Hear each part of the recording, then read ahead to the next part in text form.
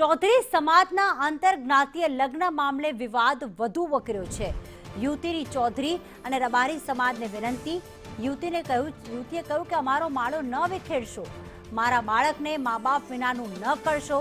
મેં જાતે જ હિન્દુ રીત રિવાજથી લગ્ન કર્યા છે, મને મારા બાળકને દૂર ન કરવા સમાજને આ યુવતીએ વિનંતી પણ કરી છે।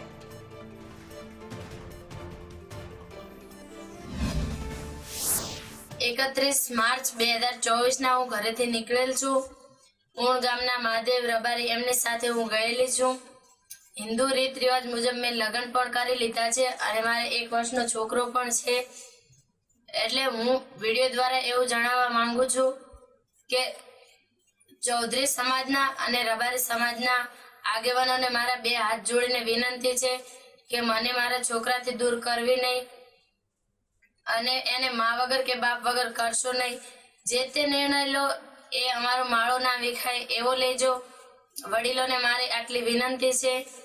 તો હું વિડીયો દ્વારા એવું જણાવવા માંગુ છું કે મને કોઈ બ્લેકમેન કે એવું નથી કર્યું, હું મારી મરજીથી આવી છું અને હું બહુ ખુશ છું મારી જિંદગીમાં।